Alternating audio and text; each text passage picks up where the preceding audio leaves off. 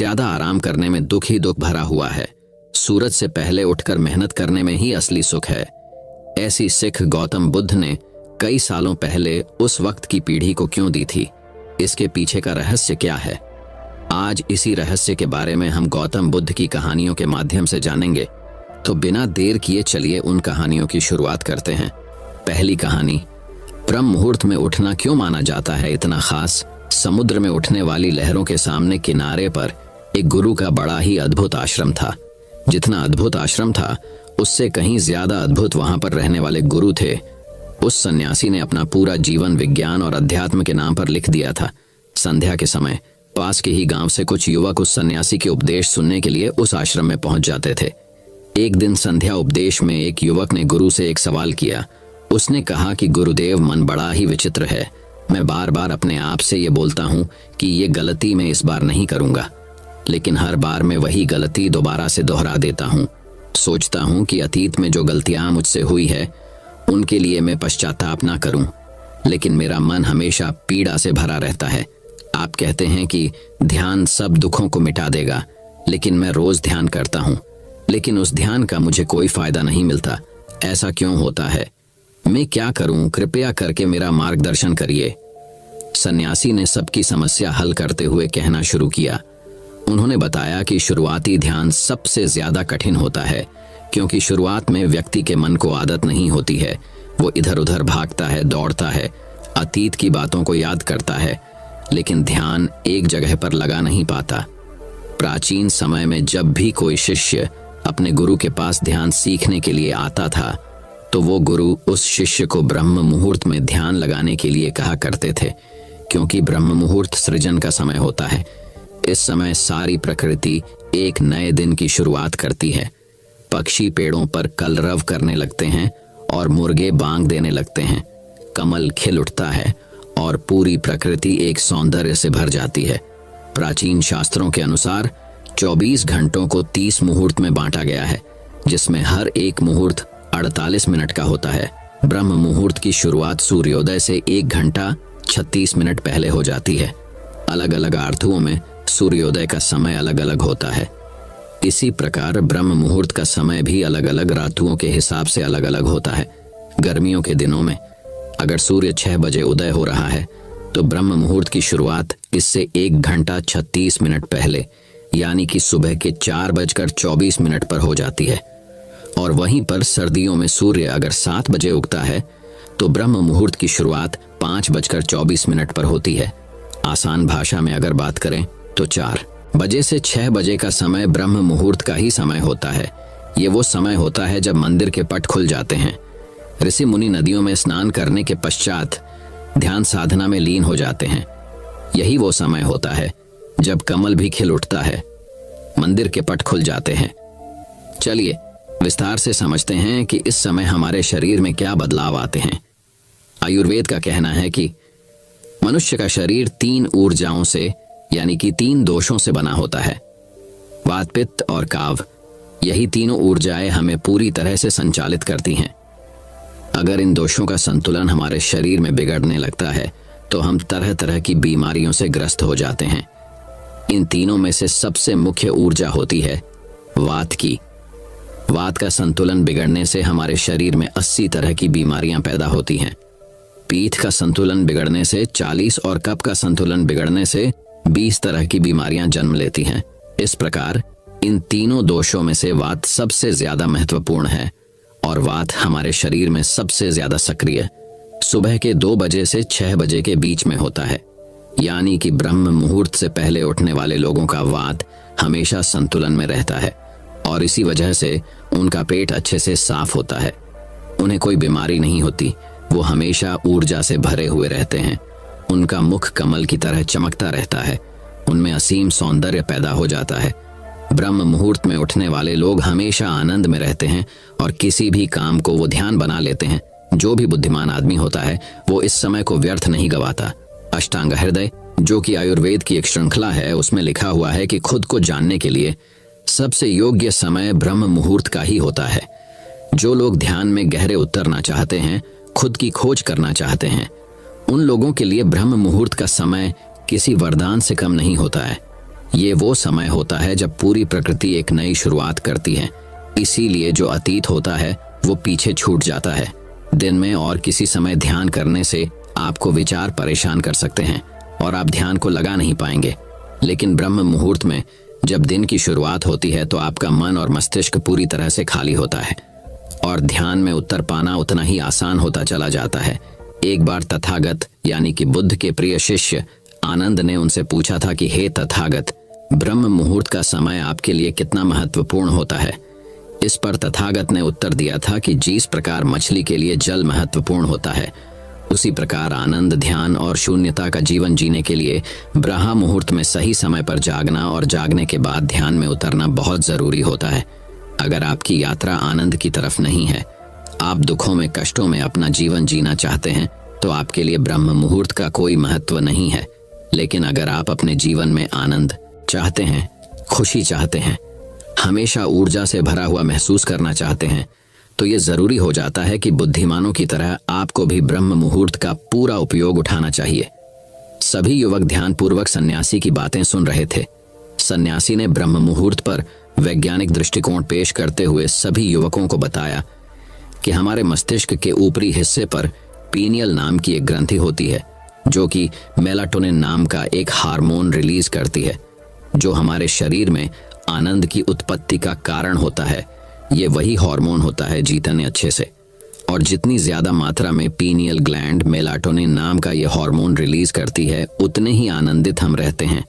लेकिन जैसे ही हम सूर्य के संपर्क में आते हैं, ये मेलाटोनिन नाम का हार्मोन अपने आप नीचे गिरना चालू हो जाता है। और इसी वजह से जो लोग देर से उठते हैं, अक्सर ऐसे लोग बिना कोई कारण ही तनाव में रहते हैं। उन्हें खुद समझ में नहीं आता कि उनके अंदर तनाव किस बात का है। छोटी छोटी बातों पर गुस्सा आना, चिड़चिड़ापन, ये सारे स्वभाव उनके अंदर पाए जाते हैं। शरीर और मन, मस्तिष्क की ये सारी प्रक्रिया मेलाटोनिन नाम के हार्मोन का पीनियल ग्लैंड द्वारा ठीक से रिलीज ना हो पाना, इसी के कारण कुछ इंसानों का भाव ऐसा हो जाता है। ब्रह्म मुहूर्त के बाद का मुहूर्त समुद्रम नाम से जाना जाता है, जिसमें शरीर और मन की मूवमेंट होती है। इस समय पीठ पर सूर्य की किरणें सीधी आती हैं और सेरोटोनिन नाम का एक हार्मोन रिलीज होता है, जो हमारे मन और मस्तिष्क में ऊर्जा पैदा करता है, एक ताजगी पैदा करता है, जिससे हम दिन के सभी काम कर पाते हैं। चरक संहिता में लिखा हुआ है कि जो व्यक्ति रोजाना ब्रह्म मुहूर्त में उठता है, उसकी उम्र बढ़ने की रफ्तार धीमी हो जाती है।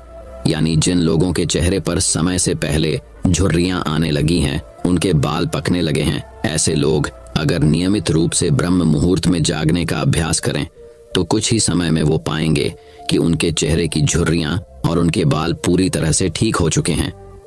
एक युवक ने सन्यासी से सवाल किया कि गुरुदेव, कुछ लोग ब्रह्म मुहूर्त में नहीं उठ पाते हैं, ऐसे लोग किस प्रकार पर के मुहूर्त में उठने का अभ्यास कर सकते हैं? कृपया करके उसके बारे में मार्गदर्शन करें। सन्यासी ने कहना शुरू किया कि ब्रह्म मुहूर्त में जागने के लिए इस जरूरी हो जाता है कि पिछली रात्रि आप सही समय पर निद्रा में चले जाएं। अगर आप सही समय पर नींद नहीं लेंगे तो आप ब्रह्म मुहूर्त में पूरी ऊर्जा के साथ नहीं उठ पाएंगे। आप ब्रह्म मुहूर्त में उठने के बाद भी थका थका महसूस करेंगे। आपको नींद आएगी, झपकी आएंगी और आप पूरी तरह से ध्यान नहीं लगा पाएंगे। इसलिए जरूरी हो जाता है कि ब्रह्म मुहूर्त के समय का पूर्णतः उपयोग करने के लिए आप योग निद्रा का अभ्यास करें। योग निद्रा में नींद गहरी होती चली जाती है और कुछ ही समय में आपकी नींद पूरी हो जाती है और आपकी नींद पहले से ज्यादा अच्छी और गहरी होती जाएगी। युवक ने अगला सवाल पूछा कि गुरुदेव, ब्रह्म मुहूर्त में किस प्रकार की दिनचर्या का पालन करना चाहिए? सुबह उठते ही सबसे पहले क्या करना चाहिए और किस प्रकार ब्रह्म मुहूर्त के समय का पूरी तरह से उपयोग करना चाहिए? सन्यासी ने सबको चेतावनी देते हुए समझाया कि जितने भी योगी महात्मा होते हैं, सन्यासी होते हैं, वो ब्रह्म मुहूर्त में स्नान और शौच आदि करने के बाद सीधा ध्यान में बैठते हैं, क्योंकि इस समय ध्यान करना सबसे आसान होता है। विचारों का भटकाव सबसे कम होता है, क्योंकि इस समय दिन की शुरुआत हो रही होती है, नया सृजन हो रहा होता है। इस समय पूरा वातावरण शून्यता से भरा होता है। तो इस समय 15 मिनट का किया हुआ ध्यान पूरे दिन में 2 घंटे किए हुए ध्यान के बराबर हो जाता है। आप सिर्फ 15 मिनट ध्यान करने के बाद वही अनुभव कर पाएंगे जो एक योगी, जो एक सन्यासी, जो एक महात्मा, जो एक गुरु गहरे ध्यान में जाने के बाद अनुभव करता है। तो सबसे पहले ब्रह्म मुहूर्त में उठने के बाद स्नान और शौच इत्यादि करने के बाद सीधे ध्यान में प्रवेश कर ले। कोई भी ध्यान आप कर रहे हो, किसी भी प्रकार का आप ध्यान कर रहे हो, इससे कोई मायने नहीं है। जिसका भी आप पालन करते हो उसका ब्रह्म मुहूर्त में उठते ही पालन करने का अभ्यास करें और कुछ ही समय बाद आप खुद ही ये अनुभव करेंगे कि आप कितने गहरे आनंद को प्राप्त कर चुके हैं।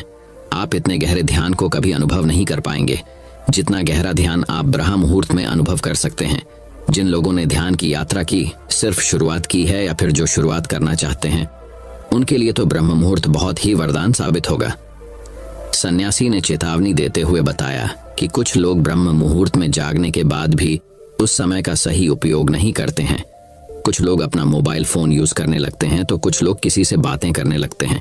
लेकिन इस समय अगर आपका टहलने का मन हो रहा है ध्यान करने के बाद, तो आप अपने चप्पल या जूते निकालकर हरी घास पर घूमें। इससे आपकी त्वचा और आपकी आंखों को बहुत ही लाभकारी फायदे मिलेंगे।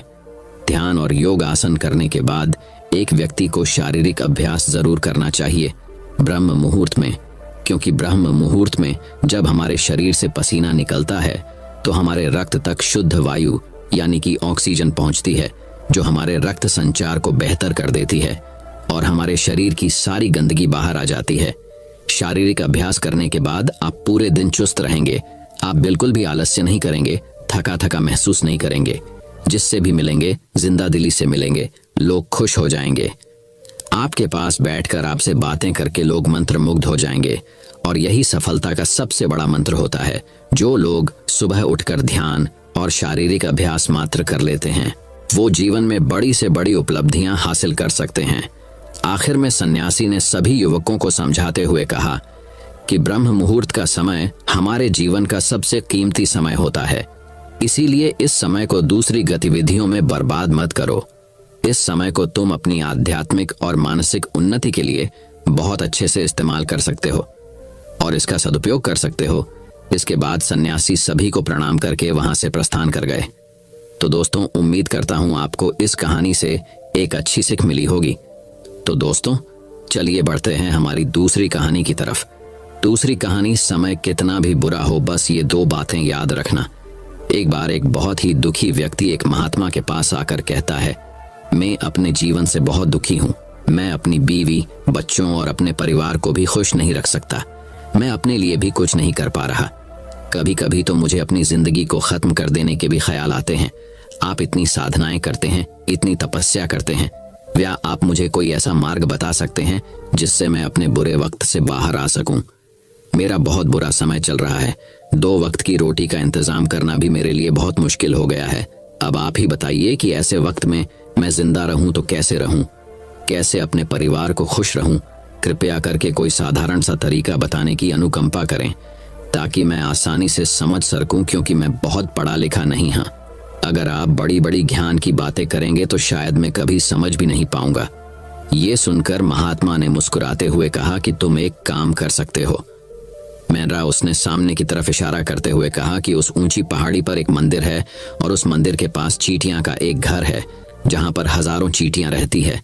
तुम्हें सुनने में बड़ा अजीब लगेगा, लेकिन वो चींटियां उस मंदिर की जमीन को खराब कर देती है।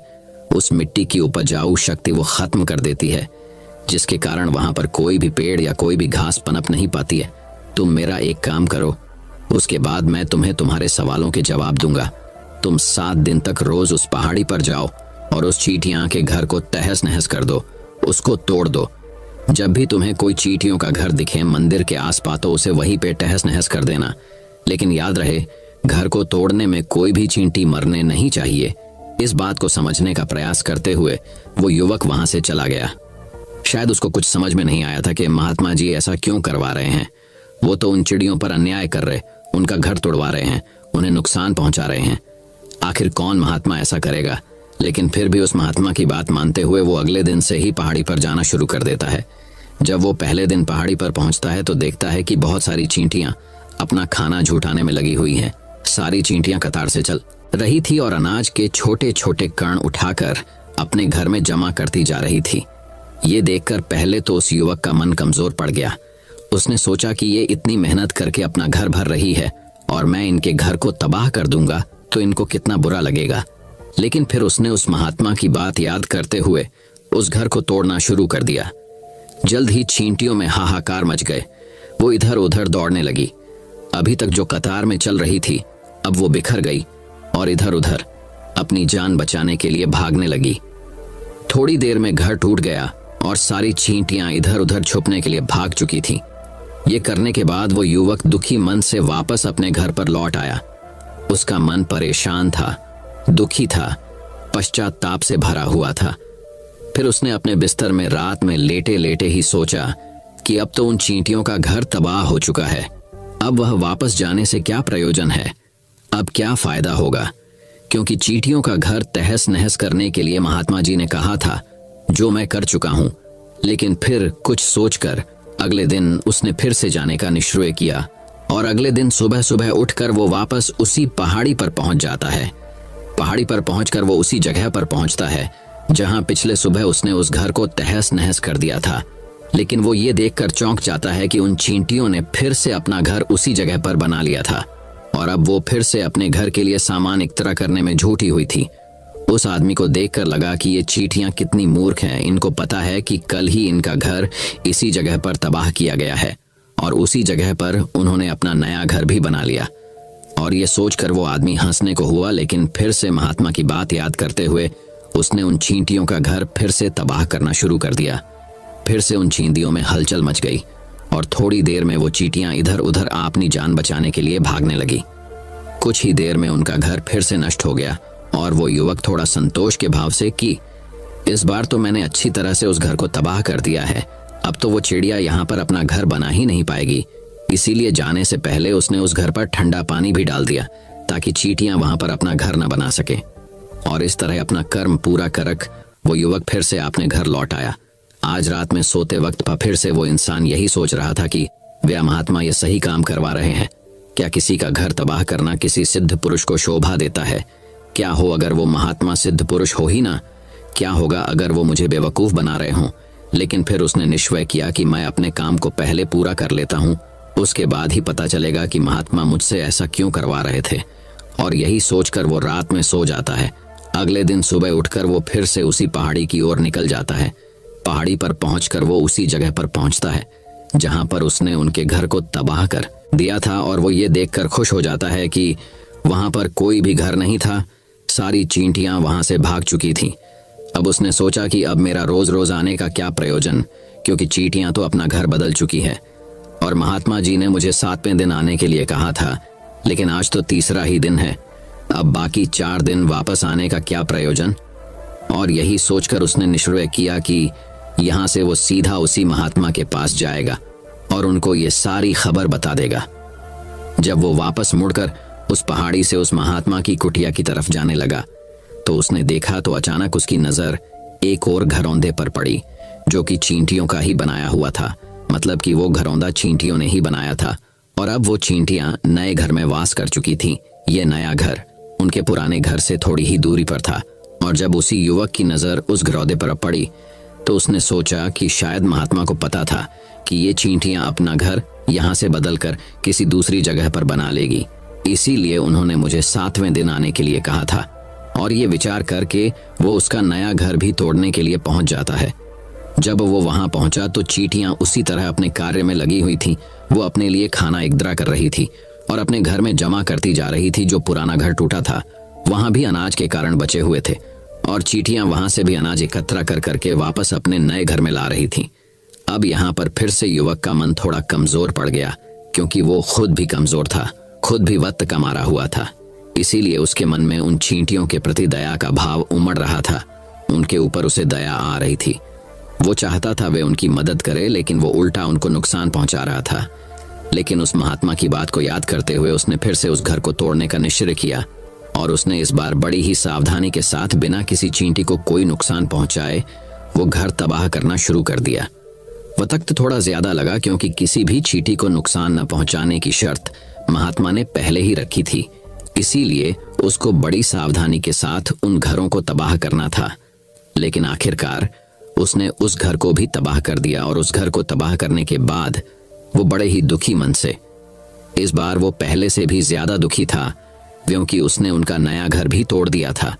वो उन चींटियों को बसने ही नहीं दे रहा था और वो अब अपने आप को शैतान या दानव समझने लगा था। लेकिन फिर भी उस महात्मा की बात को मानते हुए वो अपने घर पर दुखी मन से वापस आ गया। रात में सोने से पहले एक बार उसने फिर से सोचा कि मैं कितना बड़ा शैतान हूँ, कितना बड़ा दानव है। पुराना घर तो छोड़ो, मैं उन चींटियों को कहीं भी बसने के लिए कोई जगह ही नहीं दे रहा हूँ। वो चींटियां मेरे बारे में क्या सोचती होंगी, वो कितना दुत्कारती होंगी उस परमात्मा को जो मेरे द्वारा ये काम करवा रहा है।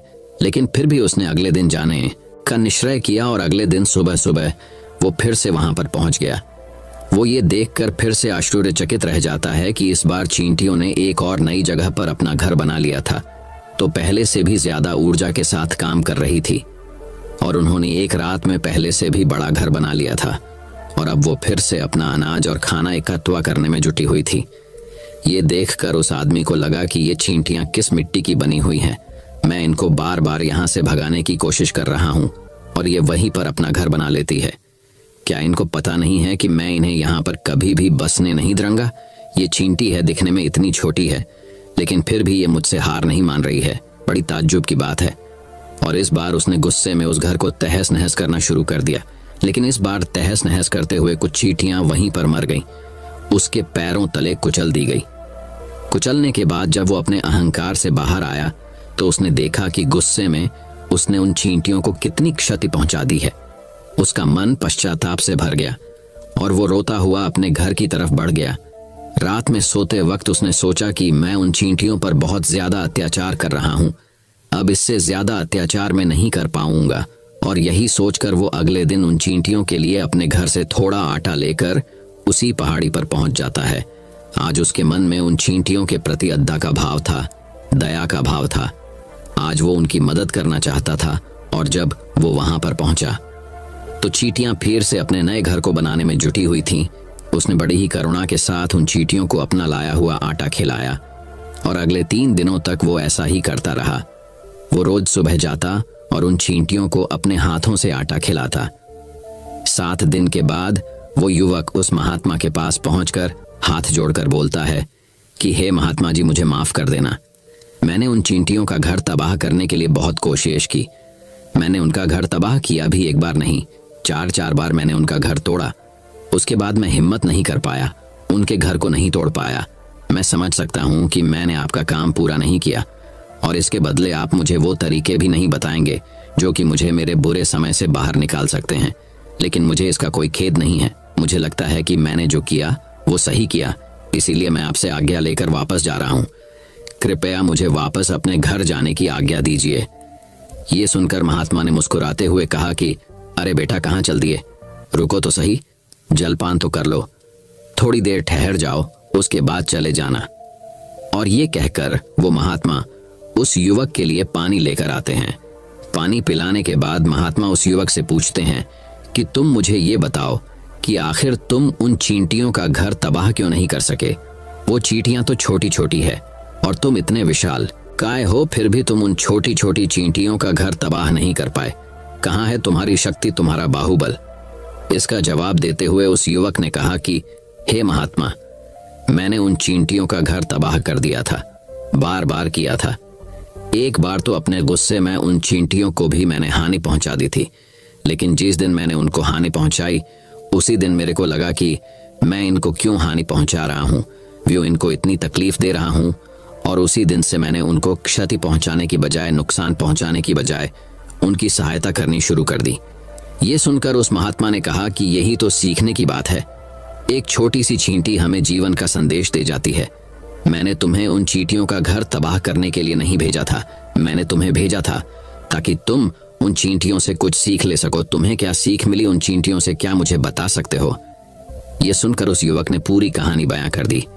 पूरी कहानी सुनने के बाद महात्मा ने मुस्कुराते हुए कहा कि बेटा, पहली सीख जो इन चींटियों से लेने की थी वो ये थी कि तुमने कितनी ही बार उनके घर को तोड़ने की कोशिश की, कितनी ही बार प्रयास किया कि उनका घर तबाह हो जाए, लेकिन वो हर बार अपना नया घर बना लेती थी। उन्होंने कभी भी हार नहीं मानी। अगर वो हार मान लेती तो वो चींटियां तुम्हें वहां पर नहीं मिलती। जीवन कार्यशीलता का नाम है, कर्मशीलता का नाम है, लेकिन हम मनुष्य 1-2 बार हार मिलने पर ही टूट जाते हैं, हताश हो जाते हैं और फिर जीवन में प्रयास ही नहीं करते। और कुछ लोग तो अपनी जिंदगी को खत्म करने पर उतासरू हो जाते हैं। लेकिन जानवरों में तुमने एक बात देखी होगी कि वो अपना जीवन खुद से, स्वयं से कभी खत्म कर ही नहीं सकते हैं।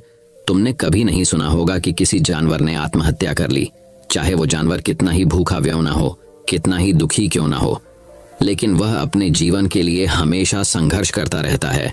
लेकिन वहीं पर दूसरी तरफ हम मनुष्य एक दो बार हताश होने पर ही अपना जीवन खत्म कर लेते हैं। जीवन तो कर्मशीलता है, कर्म करने का नाम है। जीवन और मृत्यु आखिरी विश्राम है, परम विश्राम है। इसीलिए मृत्यु से पहले कर्म करना कभी मत छोड़ना, क्योंकि मृत्यु के बाद तो तुम परम विश्राम में चले ही जाओगे। तो उससे पहले कर्म करना क्यों छोड़ रहे हो, क्यों हताश हो रहे हो? अगर तुम्हारा एक घर टूट गया है तो दूसरा घर बनाने का प्रयास करो, कोशिश करो, और कोशिश करने वालों की कभी हार नहीं होती। ये तुम उन चींटियों से देख चुके हो। देखने में तुमसे कितनी छोटी है वो चींटियां और तुम इतने बड़े हो, लेकिन उनका मन तुम्हारे मन से इतना बड़ा है, इतना विशाल है, इतना दृढ़ संकल्प ही है कि इतनी बार घर टूटने पर भी उन चींटियों ने कभी हार नहीं मानी। दूसरी सीख ही यहाँ से लेने की थी। वो ये थी कि जब भी हमारे ऊपर बुरा समय आता है, हमें लगता है कि ये समय कभी नहीं जाएगा, ये समय मेरे जीवन को बर्बाद कर देगा, मुझे कभी नहीं जीने देगा। और अपने इन्हीं ख्यालों से, अपने इन्हीं विचारों से, जिनका असलियत में कोई भी अस्तित्व नहीं है, वो सिर्फ विचार है, और वही विचार हमारे मन को दुखी कर देते हैं, और इसीलिए हम प्रयास करना भी छोड़ देते हैं। लेकिन तुम खुद